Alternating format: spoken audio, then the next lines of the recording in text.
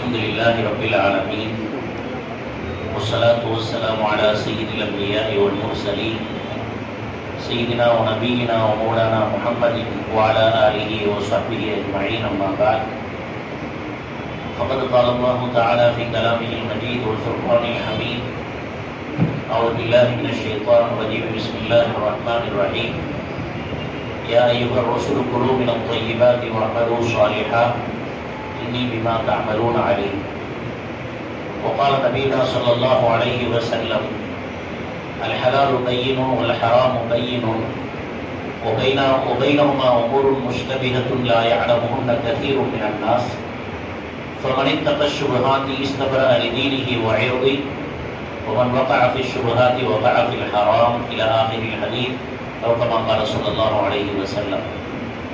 اللهم صل على سيدنا ونبينا ومولانا محمد وعلى آل سيدنا ونبينا ومولانا محمد كما صليت على إبراهيم وعلى آل إبراهيم إنك حميد مجيد.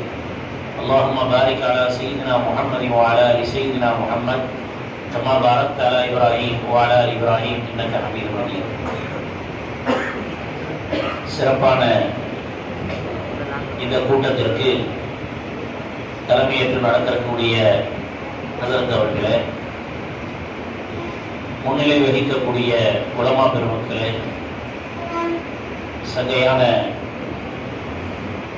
இஸ்லாமிய சகோதரர்களே, அல்லாஹ்வின் நல்லடியார்களே,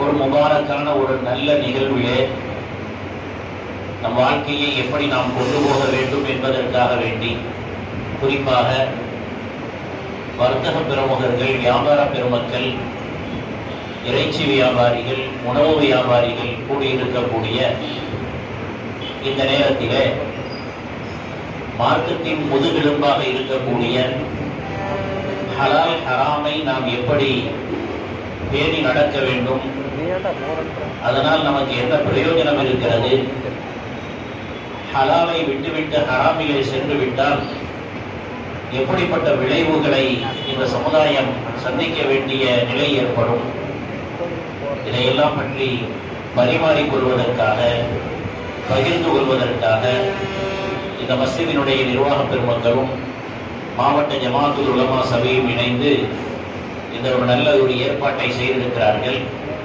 அல்லாஹ் இதை பொருந்திக் கொள்வானாக. நம் வாழ்க்கையில் மாற்றம் ஏற்படுவதற்கு இந்த கூட்டத்தை அல்லாஹ் காரணமாக ஆக்கி அருள்வானாக. கண்ணியமிக்க அல்லாஹ்வின் நல்லடியார்களே, நம்முடைய புனிதமான மார்க்கம் இஸ்லாமிய மார்க்கம் இயல்பான மார்க்கம், இயற்கையான மார்க்கம், செயற்கையாக உருவாக்கப்பட்டது கிடையாது. செயற்கையாக உருவாக்கப்பட்டிருந்தால் அதை மனிதர்களால் நடைமுறைப்படுத்த முடியாமல் போயிருக்கலாம், அல்லது நிரந்தரமாக அதை கடைபிடிக்க முடியாமல் போயிருக்கலாம். மனிதனுடைய இயல்புடனே ஒன்றிவிட்ட மார்க்கம் தான் இந்த மார்க்கம். எது மனிதனுக்கு தேவையாக இருக்கிறதோ அதை எல்லாவற்றையும் ஹலாலாக்கி இருக்கிறது. எது மனிதனுக்கு தேவையற்றதாக இருக்கிறதோ அல்லது நஷ்டம் தரக்கூடியதாக இருக்கிறதோ, அவனுக்கு பிரச்சனைகளை ஏற்படுத்தக்கூடியதாக இருக்கிறதோ, அதை எல்லாத்தையும் மார்க்கம் ஹராமாக்கிவிட்டது. இது போன்ற ஒரு பரிசுத்த மார்க்கத்தை வேறு யாரும் காட்ட முடியாது. குர்ஆன் அப்படித்தான் சொல்லி காட்டுகிறது. ஃபித்ரத் அல்லாஹ் இல்லதி ஃபதரன் நாஸ அலைஹா, மனிதர்களுக்கு அல்லாஹ் ஏற்படுத்திய இயல்பு என்று அல்லாஹ் சொல்லி காட்டுகிறான். தாலிக தீனுல் கையும், இந்த இயல்பான மார்க்கம் தான் நேரான மார்க்கம் என்பதை குர்ஆன் நமக்கு சொல்லி காட்டுகிறது. எனவே ஹலாலானவைகளை சாப்பிடுவது என்பது மனிதனின் இயல்போடு சம்பந்தப்பட்டது. ஹராமை தவிர்த்து கொள்வது என்பது மனிதனுடைய இயல்போடு சம்பந்தப்பட்டது. ஒருவன் ஹலாலை விட்டு ஹராமுக்கு போகிறான் என்று சொன்னால் தன் இயல்புக்கு மாற்றமாக நடக்கிறான் என்ற அர்த்தம். மார்க்கம் எதை உண்ணும்படி சொல்லி இருக்கிறதோ அது எல்லாமே மனிதனுக்கு பிரயோஜனம் தரக்கூடியதுதான். எதை சாப்பிடக்கூடாது என்று சொல்லி இருக்கிறதோ அது எல்லாமே மனிதனுக்கு கஷ்டத்தையும் நஷ்டத்தையும் தரக்கூடியதுதான்.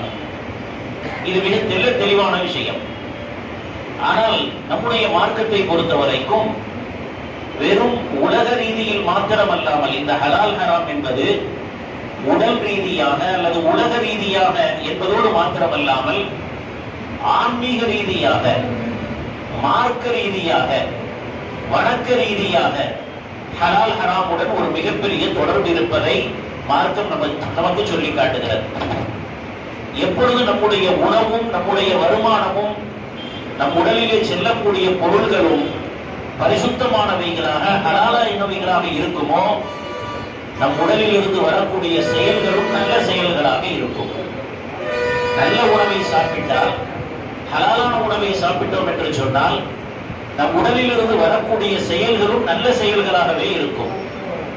ஹராமை நாம் உட்கொண்டு விட்டோம் என்று சொன்னால் நம் உடலில் இருந்து நம் செயல்பாடுகள் நல்ல செயல்களாக இருக்கும் என்பதை நாம் எதிர்பார்க்க முடியாது.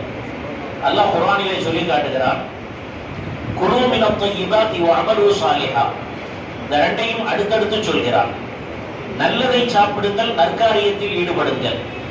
இந்த இரண்டையும் சேர்த்து சொன்னதுக்கு என்ன காரணம் என்று சொன்னால், நீங்கள் நல்லதை சாப்பிட்டால்தான் உங்களால் நற்காரியத்திலே ஈடுபட முடியும். நம்மிடத்தில் நல்ல செயல்கள் அமலும் சாலிஹ் வர வேண்டும் என்றால் நம் உணவும் பரிசுத்தமானவைகளாக இருக்க வேண்டும். அப்ப இந்த ஹலால் என்பது உடலோடு மாத்திரம் சம்பந்தப்படாமல் நம்முடைய உணர்வுடனும் நம்முடைய உயிருடனும் நம்முடைய மார்க்கத்துடனும் நம்முடைய மறுமையுடனும் ஆன்மீகத்துடனும் சம்பந்தப்பட்டிருக்கிறது என்பதை இதன் மூலமாக நாம் விளங்கிக் கொள்ளலாம். அதனால் ஹலாலான உணவை சாப்பிடுவது, நாயகம் ஸல்லல்லாஹு அலைஹி வஸல்லம் அவர்கள் நாளை மறுமையிலே மனிதன் 4 கேள்விக்கு பதில் சொல்லாமல் மஹ்ஷர் மைதானத்தில் இருந்து ஒரு அடி கூட நகர முடியாது என்று சொன்னார்கள். அன் உம்ரிஹி ஃபீமா அஃப்னா வஅன் ஷபாபிஹி ஃபீமா அப்லா வஅன் மாலிஹி மின் ஐன இக்தஸபஹு வ ஃபீமா அன்ஃபகா வஅன் இல்மிஹி மாதா அமில பிஹி. இந்த 4 கேள்விக்கு பதில் சொல்லாம நம்மால் ஒரு அடி கூட மறுமையில் தாண்டி போக முடியாது என்று சொன்னார். உன் வாழ்நாளை எப்படி கழித்தாய், உன் வாலிபத்தை எப்படி பாழாக்கினாய், 3வது கேள்வி உன் பொருளை எப்படி சம்பாதித்தாய், எப்படி செலவழித்தாய், ஹலாலா முறையில் சம்பாதித்தாயா, சம்பாதித்ததும் ஹலாலாக இருக்க வேண்டும், செலவழித்ததும் ஹலாலாக இருக்க வேண்டும். நம் இஷ்டப்படி நாம் செலவழிக்க முடியாது, இஷ்டப்படி நாம் சம்பாதிக்கவும் முடியாது. சம்பாதிப்பதற்கும் மார்க்கம் ஒரு வழிமுறையை நமக்கு சொல்லித் தந்திருக்கிறது, செலவழிப்பதற்கும் மார்க்கம் நமக்கு வழிமுறையை சொல்லித் தந்திருக்கிறது. இந்த கேள்விக்கு பதில் சொல்ல வேண்டிய கட்டாயத்தில் நாம் எல்லாம் இருக்கிறோம். 4வது கேள்வி, நீ அறிந்த மார்க்க விஷயத்தை என்ன அமல் செய்தாய். அப்ப இதுல 3வது கேள்வி மிக முக்கியமான கேள்வி, உன் சம்பாத்தியம் எப்படி இருந்தது, உன் செலவழிப்பது எப்படி இருந்தது. அப்ப ஹலாலான முறையில் சம்பாதிப்பது என்பது நம்முடைய மார்க்கத்தின் முதுகெலும்பாக இருக்கிறது. ஹலாலின் மூலமாகத்தான், ஹலாலான உணவை சாப்பிடுவதன் மூலமாகத்தான் நம்முடைய வாழ்க்கையிலே நாம் பரக்கத்தை பெற முடியும். இன்றைக்கு பிரச்சனைகள், பிரச்சனைக்கு மேல பிரச்சனை, கஷ்டங்களுக்கு மேல கஷ்டம். ஒரு பக்கம் நாம் எல்லாம் நம் மீது பரிதாபப்பட்டுக் கொள்கிறோம். நம் சமுதாயம் மிகப்பெரிய சிக்கலிலே மாட்டிக்கொண்டிருக்கிறது. அதிகார வர்க்கத்தினுடைய மிகப்பெரிய அடக்குமுறைக்கு நாம் எல்லாம் ஆளாகி கொண்டிருக்கிறோம் என்று எல்லாருமே அங்கலாய்த்துக் கொண்டிருக்கிறோம். உண்மையில் கவலைப்பட வேண்டிய விஷயம்தான். அதைவிட கவலைப்பட வேண்டிய விஷயம் நம் சமுதாயத்தினுடைய நடவடிக்கைகள் எப்படி இருக்கிறது, கொடுக்கல் வாங்கல் எப்படி இருக்கிறது, நம்முடைய குடும்ப வாழ்க்கைகள் எப்படி இருக்கிறது, நம்முடைய வணக்க வழிபாடுகளில் நாம் எந்த அளவுக்கு பின்தங்கி இருக்கிறோம். இதை பற்றியும் நாம் சிந்திக்க கடமைப்பட்டிருக்கிறோம். குறிப்பாக நீங்கள் எல்லாம் வியாபார பெருமக்கள் இங்கே வந்திருக்கிறீர்கள். வியாபாரிகளுக்கென்று நாயகம் ஸல்லல்லாஹு அலைஹி வஸல்லம் அவர்கள் பலவிதமான சுப செய்திகளையும் சொல்லி இருக்கிறார்கள். அதே நேரத்தில் பல எச்சரிக்கையையும் செய்திருக்கிறார்கள். ஒரு இடத்துல நபி ஸல்லல்லாஹு அலைஹி வஸல்லம் அவர்கள் சொன்னார்கள், வியாபாரிகளை பற்றி எச்சரிக்கை செய்யும் பொழுது சொன்னார்கள், அத்துஜாரு யுஹ்ஷரூன யௌமல் கியாமத்தி ஃபுஜ்ஜாரா. வியாபாரத்தில் ஈடுபடக்கூடியவர்கள் மறுமை நாளிலே குற்றவாளிகளாக எழுப்பப்படுவார்கள். எச்சரிக்கைக்காக சொன்னார்கள். அதை விட்டு சொல்லிவிட்டு சொல்கிறார்கள், இல்லா மன் பர்ர வஸதக வகால பிஹி ஹக்கதா வஹக்கதா. யார் நல்ல முறையில் வியாபாரம் செய்தாரோ, உண்மை உழைத்து வியாபாரம் செய்தாரோ, அல்லாஹ்வினுடைய பாதையில் தான தர்மங்களை செய்து வியாபாரம் செய்தாரோ இவரை தவிர எச்சரிக்கையும் செய்தார்கள். அப்ப பெரும்பாலும் வியாபாரத்தில் ஈடுபடக்கூடியவர்களிடத்திலே சில தவறுகள் ஏற்படலாம். சில நேரத்தில் பொய் பேச வேண்டியது ஏற்பட்டு விடலாம். சில நேரத்தில் மார்க்கத்துக்கு முரணாக செய்ய வேண்டிய நிலை கூட ஏற்பட்டு விடலாம். இந்த உலகம் அப்படிப்பட்டதுதான், நம்மை அப்படித்தான் அங்கே இழுத்து சென்று விடும். அதனால நாயகம் ஸல்லல்லாஹு அலைஹி வஸல்லம் அவர்கள் இந்த வார்த்தையை சொன்னார்கள். அதே நேரத்தில் இன்னொரு இடத்துல சொன்னார்கள், அத்தாஜிரு ஸதூகுல் அமீன், நேர்மையான முறையிலே உண்மையான முறையிலே வியாபாரம் செய்யக்கூடியவன் அவருடைய அந்தஸ்து மஅஸ்ஸஃபரத்தில் கிராமில் பரரா, உயர்ந்த மலக்குமார்களோடு நாளை மறுமையில் இருப்பார். இப்படியும் இருப்பார் வியாபாரி, அப்படியும் இருப்பார். ஒரு வியாபாரி சரியான முறையிலே, ஹலாலான முறையிலே, நேர்மையான முறையிலே வியாபாரம் செய்தார் என்று சொன்னால் அவருடைய அந்தஸ்து எங்கேயோ போய்விடும்.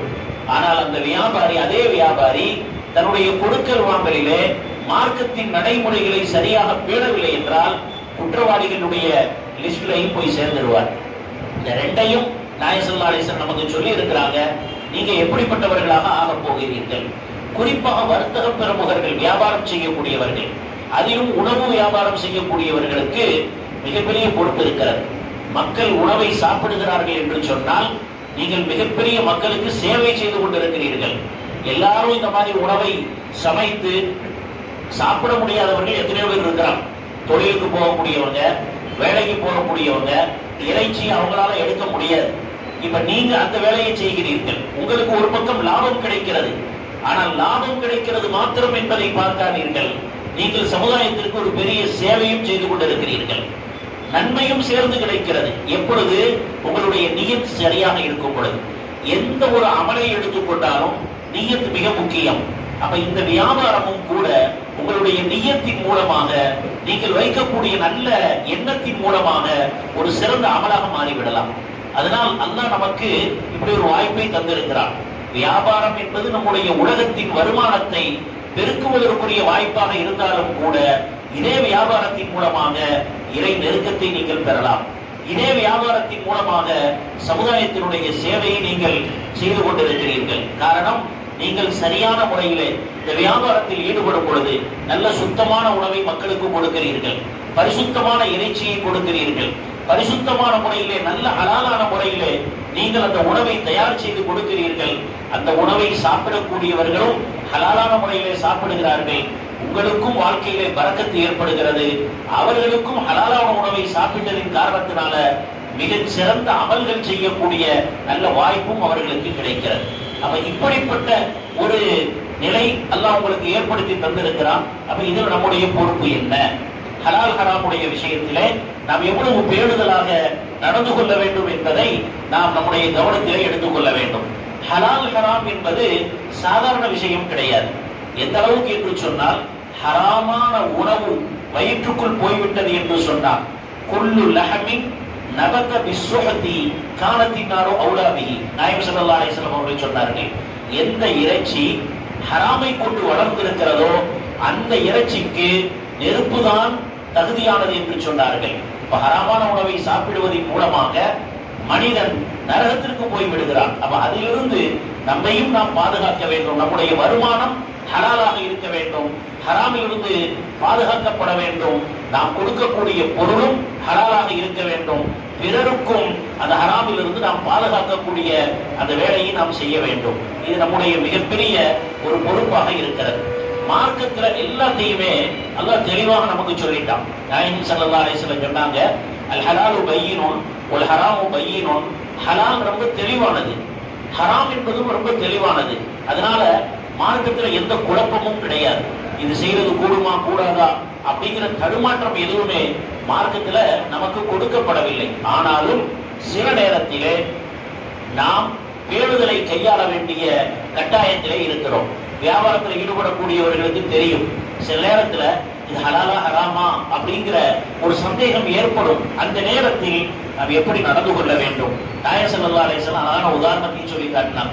உபைனஹுமா உமூருன் முஷ்தபிஹத்துன். சில நேரத்தில் சந்தேகத்திற்குரிய விஷயங்கள் உங்களுக்கு அந்த ரெண்டுக்கு மத்தியில இருக்குது. தெளிவான ஹலால் தாராளமா நீங்க ஈடுபடலாம், தெளிவான ஹராம் நீங்க நிச்சயமா முஸ்லிம்கள் அதை தவிர்த்து கொள்வார்கள். ஆனால் சில நேரத்தில் இதை செய்யலாமா செய்யக்கூடாதா, இது கூடுமா கூடாதா என்ற ஒரு விஷயங்கள் வரும் பொழுது அப்ப நீங்க எப்படி நடந்து கொள்ள வேண்டும்? ஒரு ஹதீஸில் இப்படி சொன்னாங்க, தாமா யரீபுக் இலமா லா யரீபுக். உனக்கு ஏதாவது சந்தேகம் வந்து விட்டது என்று சொன்னால் சந்தேகத்தை நீ தவிர்த்து கொள்வாயாக. சந்தேகம் இல்லாத உறுதியான காரியத்தில் ஈடுபடு, அப்படி பாதுகாக்கப்படுவாய். அப்ப இந்த நேரத்துல பொதுவா மனிதனுடைய என்ன தெரியுமா வரும், வியாபாரத்துல ஈடுபடும் பொழுது இப்படி சொல்றாங்களே, இது செய்யறது கூடும்னு சொல்றாங்க தானே, நம்ம செஞ்சு பார்க்கலாமே என்று எல்லாருமே நினைக்கத்தான் செய்வாங்க. எப்படியாவது ஒரு வருமானம் கிடைக்க வேண்டும் என்பதற்காக. மார்க்கத்துல அல்லாஹ் தஆலா நமக்கு வருமானம் தரக்கூடிய எல்லாத்தையுமே தெளிவுபடுத்தி இருக்கிறான். சில நேரத்தில் சந்தேகம் வரும் பொழுது அந்த சந்தேகமான விஷயங்களை நாம் தவிர்த்து கொண்டோம் என்று சொன்னால் மிகப்பெரிய பாதுகாப்பை நாம் அடைந்து விடுகிறோம். அப்ப ஹலாலை, சுத்தமான ஹலால் நமக்கு கிடைக்க வேண்டும் என்று சொன்னால் சந்தேகமான விஷயங்களை கூட நம்முடைய வாழ்க்கையிலே நாம் தவிர்த்து கொள்வதற்கு முயற்சிக்க வேண்டும். அதான் நாயகம் ஸல்லல்லாஹு அலைஹி வஸல்லம் சொன்னாங்க, சந்தேகமான விஷயங்களை யார் தவிர்த்து கொண்டாரோ அவருடைய மார்க்கத்தையும் மானத்தையும் பாதுகாத்துக் கொண்டார். அவருடைய மார்க்கத்தையும் மானத்தையும் பாதுகாத்துக் கொண்டார். சந்தேகமான விஷயத்துல போய் விழுந்துட்டா அவர் சில நேரத்தில் அவரை அறியாமல் ஹராம்ல கூட போய் விழுந்து விடலாம். அதுக்கு நாயகம் ஸல்லல்லாஹு அலைஹி வஸல்லம் ஒரு அழகான உதாரணம் சொன்னாங்க. அந்த காலத்துல மன்னர்களினுடைய கால்நடைகள் மேய்வதற்கென்று பாதுகாக்கப்பட்ட ஒரு இடம் இருக்கும். அந்த இடத்திற்கு ஹிமா என்று சொல்லுவார்கள். அது நல்ல பசுமையாக செழிப்பாக இருக்கும். அந்த இடத்துல மன்னர்களின் கால்நடைகள் மாத்திரம் தான் போய் மேயணும். இப்ப யாராவது ஒருத்தர் அதுக்கு பக்கத்துல தன்னுடைய கால்நடைகளை மேய விட்டார் என்று சொன்னால் சில நேரத்தில் இவருடைய கட்டுப்பாட்டை மீறி அந்த பாதுகாக்கப்பட்ட இடத்துக்குள்ள போயிடலாம். அப்படி இடத்துக்குள்ள போயிருச்சு அப்படின்னு சொன்னா மன்னர்கள் இவரை தண்டித்து விடலாம். அதை சொல்லி நபி ஸல்லல்லாஹு அலைஹி வஸல்லம் சொன்னாங்க, நாயகம் ஸல்லல்லாஹு அலைஹி வஸல்லம் இதை சொன்னாங்க, அல்லாஹ்வுக்கென்று அல்லாஹ் தடுத்த இடங்கள் இருக்கிறது, அல்லாஹ்வினால் வரையறைக்குட்படுத்தப்பட்ட விஷயங்கள் இருக்கிறது. அது என்ன? அலா இன்ன ஹிமல்லாஹி ஃபில் அர்தி மஹாரிமு. இந்த உலகத்தில் அல்லாஹ் எதை ஹராமாக்கி வைத்திருக்கிறானோ அவைகள் எல்லாம் அல்லாஹ்வினால் தடுக்கப்பட்டவைகள், பாதுகாக்கப்பட்டவைகள். யாராவது ஒருத்தர் இது போன்ற அதனுடைய சந்தேகமான ஒரு இடத்திற்கு போனால் அந்த ஹராம்ல போய் விழுந்து விடலாம். அதனால் நீங்கள் எச்சரிக்கையாக இருங்கள். நம்முடைய கொடுக்கல் வாங்கலுடைய நேரமா இருந்தாலும் சரி, அல்லது நாம் கொடுக்கக்கூடிய பொருளாக இருந்தாலும் சரி, தெளிவாக ஹலால் என்று தெரியும் பொழுது நாம் அதை எடுக்க வேண்டும், பிறருக்கு கொடுக்க வேண்டும். இது நம்முடைய பொறுப்பாக, கடமையாக இருக்கிறது. நம்முடைய வயிற்றில் செல்லக்கூடிய உணவும் ஹலாலான முறையில் இருக்கணும்.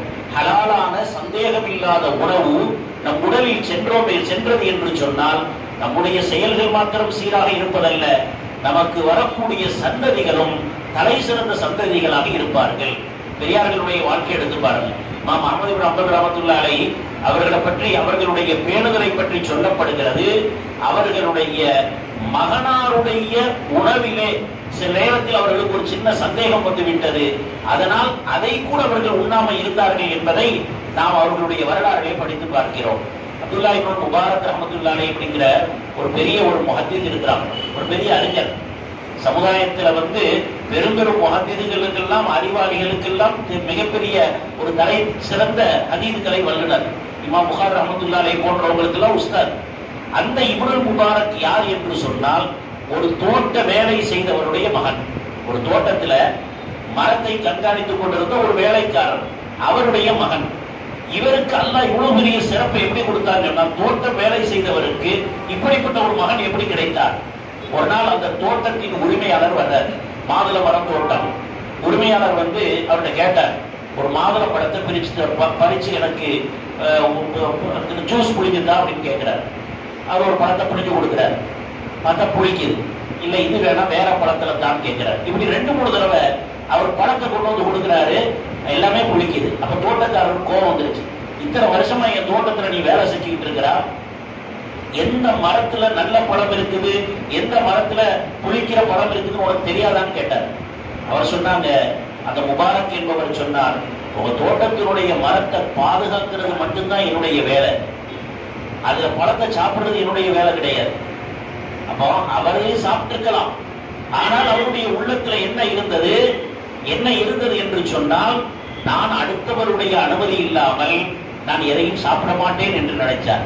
அப்ப அவர் தோட்டக்காரர் நினைச்சாரு, இப்படிப்பட்ட ஒருத்தர் தான் எனக்கு மருமகனாக வர வேண்டும். தன்னை வேலை செய்கிறவரையே தன் மருமகனாக ஆக்கி கொண்டார். அந்த மனிதருக்கு பிறந்தவர் தான் அப்துல்லாஹ் இப்னு முபாரக்.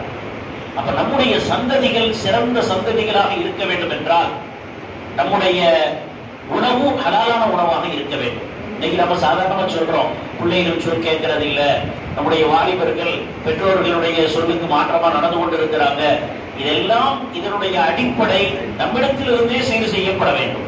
நம்முடைய நம்ம சாப்பிடக்கூடிய உணவு ஹலாலான முறையில் இருக்கணும். நாம் அடுத்தவருடைய அந்த ஹராமில் இருந்து நம்மை பாதுகாத்துக் கொண்டோம் என்று சொன்னால் அல்லாஹு தஆலா மிகப்பெரிய மாற்றங்களை, மிகப்பெரிய முசீபத்துகளிலிருந்து பாதுகாப்பை தருவான். ஹராமான உணவு என்பது மார்க்கத்தில் தடை செய்யப்பட்டது மாத்திரமல்ல, அடுத்தவரிடமிருந்து வரக்கூடிய அவங்களுடைய உரிமை இல்லாமல், அனுமதி இல்லாமல் வரக்கூடிய எதுவா இருந்தாலும் அது நமக்கு ஹராம் தான். நபி ஸல்லல்லாஹு அலைஹி வஸல்லம் அவர்கள் ஒரு சம்பவத்தை சொன்னாங்க. 3 பேருக்கு ஒரு பெரிய முசீபத்துல மாட்டிக்கிட்டாங்க. 3 பேர் ஒரு பெரிய முசீபத்துல மாட்டிக்கிட்டாங்க. என்ன முசீபத்து? ஒரு இடத்துல போனாங்க. போன இடத்துல அவங்களுடைய கடுமையான புயல் காற்று வந்ததுனால ஒதுங்கினாங்க. குகையில ஒதுங்கும் பொழுது பாறை அடைத்துக் கொண்டது. பாறை அடைத்துக் கொண்டது. 3 பேர் உள்ள மாட்டிக்கிட்டாங்க. இப்ப உள்ள இருந்து வெளியே வர முடியாது. பாறையை தள்ளிட்டு வர்ற அளவுக்கு இவங்களால முடியாது. இவங்க உள்ள மாட்டிக்கிட்டு இருக்கிறாங்கிறது யாருக்கு தெரியவும் செய்யாது.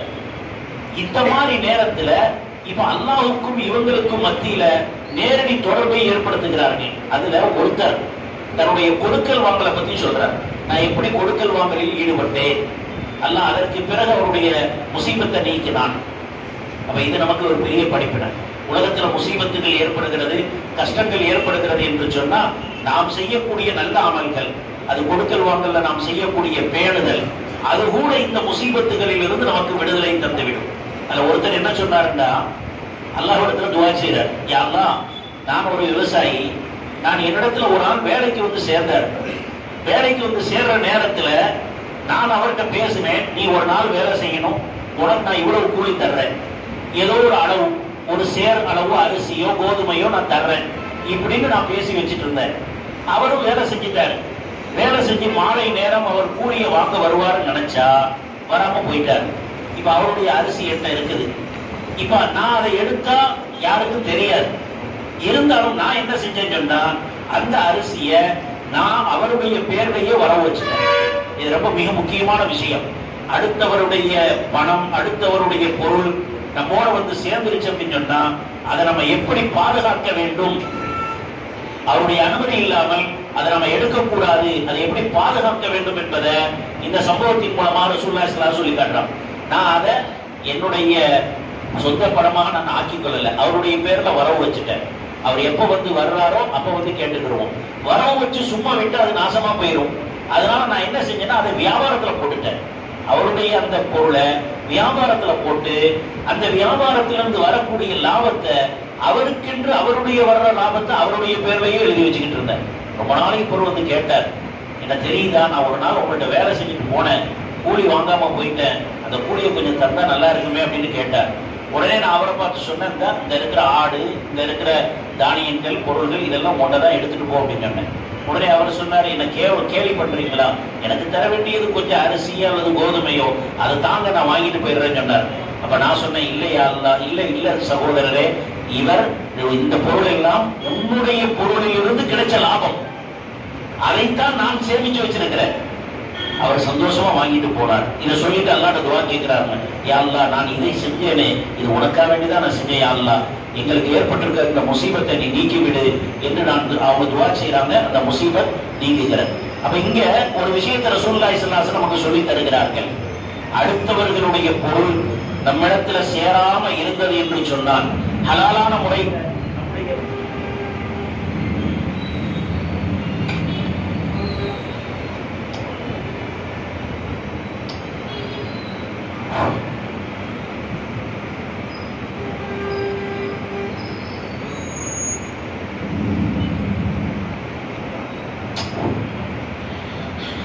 நம்முடைய வருமானங்களை ஹலாலான முறையில் நாம் அமைத்துக் கொண்டால் அல்லாஹ் நமக்கு ஏற்படக்கூடிய முசீபத்துகளையும் நீக்கி விடுவான். அதற்காக வேண்டித்தான் இந்த கூட்டம் ஏற்பாடு செய்யப்பட்டிருக்கிறது. ஹலாலான விஷயங்கள்ல நம்ம ஈடுபடணும், ஹராமில் இருந்து நம்மை நாம் பாதுகாத்துக் கொள்ள வேண்டும். நம்முடைய அமல்கள் சீராக வேண்டும் என்றால், நமக்கு ஏற்பட்டிருக்கக்கூடிய இந்த கஷ்டங்கள், இந்த முசீபத்துகள் விலக வேண்டும் என்று சொன்னால், அதே போன்று நம்முடைய வியாபாரத்தில் பரக்கத்து ஏற்பட வேண்டும் என்றால், நம்முடைய சந்ததிகள் நல்ல சந்ததிகளாக ஆக வேண்டும் என்றால், மன நிம்மதியுடன் வாழ வேண்டும் என்றால், நாம் செய்யக்கூடிய செயல்கள் அமல்கள் அல்லாஹ்விடத்தில் ஒப்புக்கொள்ளப்பட வேண்டும் என்றால் நாம் உண்ணக்கூடிய உணவு, நாம் எடுக்கக்கூடிய வருமானம் அது ஹலாலான முறையில் இருக்கணும். நாயகம் ஸல்லல்லாஹு அலைஹி வஸல்லம் அவர்கள் ஒரு விஷயத்தை சொன்னாங்க. ஒரு மனிதன் பிரயாணத்தில் இருக்கிறான். எப்படி பிரயாணத்தில் இருக்கிறான்? ரொம்ப தலை பரட்டையாக, அவனுடைய உடல் எல்லாம் புழுதி படிந்து. பொதுவாக பிரயாணத்தில் இருக்கிறவங்க கஷ்டத்தில் இருப்பான். கஷ்டத்தில் இருக்கிறவங்களுடைய துவாவை எல்லாமே எல்லாம் ஏற்றுக்கொள்ளுவான். பிரயாணத்தில் இருந்து தலையெல்லாம் பரட்டையாக இருக்கிறது, உடலெல்லாம் புழுதி படிந்து இருக்கிறது. அல்லாஹ்விடத்தில் கையேந்தி யாரப்பு என்று சொல்கிறான். ஆனால் நபி ஸல்லல்லாஹு அலைஹி வஸல்லம் சொன்னாங்க, வமத்அமுஹு ஹராம் வமல்பஸுஹு ஹராம் வஉதிய பில் ஹராம் ஃபஅன்னா யுஸ்தஜாபு லஹு. சாப்பிட்ட சாப்பாடு ஹராமு, அவனுடைய உடுத்திருக்கிற உடை ஹராமு, அவன் ஹராமை கொண்டே வளர்க்கப்பட்டிருக்கிறான். அல்லாஹ் எங்கே பதில் கொடுக்க போகிறான்? இன்னைக்கு சொல்றோம், நம்ம எல்லாம் துவா செய்யறோம், துவாக்கள் எல்லாம் ஏற்றுக்கொள்ளப்படவில்லை என்று எல்லாரும் சொல்கிறோம். துவா ஏற்றுக்கொள்ளப்படுவதற்கு மிக முக்கியமானது நம்முடைய உணவு ஹலாலான உணவாக இருக்க வேண்டும். எனவே இந்த ஒரு நல்ல நேரத்திலே நம்முடைய சிந்தனைகள், நாம் செய்யக்கூடிய, அல்லாஹ் உங்களுக்கு பெரிய ஒரு பாக்கியத்தை தந்திருக்கிறான். நீங்கள் எல்லாம் வியாபாரிகளா இருக்கிறீர்கள். குறிப்பாக இறைச்சி வியாபாரம் செய்யக்கூடியவர்கள், உணவு வியாபாரம் செய்யக்கூடியவர்களாக இருக்கிறீர்கள். நாம் சாப்பிடுவதும் ஹலாலாக இருக்க வேண்டும். நாம் மற்றவர்களுக்கு கொடுப்பதையும் ஹலாலான முறையிலே கொடுக்க வேண்டும். நாம் நியத்து வைத்துக் கொள்ள வேண்டும், இது என்னுடைய வருமானத்திற்காக வேண்டி மாத்திரம் செய்யவில்லை, என் சமுதாயத்திற்கு, மனித குலத்திற்கு சேவை என்ற அடிப்படையில் செய்கிறேன் என்று நாம் செய்யும் பொழுது அல்லாஹ் நிச்சயமாக இதுல ஒரு பெரிய ஒரு பரக்கத்தை தருவான். அல்லாஹ் அப்படிப்பட்ட ஒரு நல்ல ஒரு பரக்கத்தை உடையவர்களாக நம் யாவரையும் ஆக்கி அருள்வானாக. நம்முடைய வியாபாரத்தில் பரக்கத்தை செய்வானாக. இந்த கூட்டத்தின் மூலமாக நம் வாழ்க்கையிலே மாற்றங்கள் ஏற்படுவதற்கு அல்லாஹ் எல்லாம் வல்ல அல்லாஹ் தௌஃபீக் செய்வானாக. வாஹிரு தஅவானா அல்ஹம்துலில்லாஹி ரப்பில் ஆலமீன் வ ஸல்லல்லாஹு அலா சய்யிதினா முஹம்மதின் வ அலா ஆலிஹி வ ஸஹ்பிஹி அஜ்மஈன்.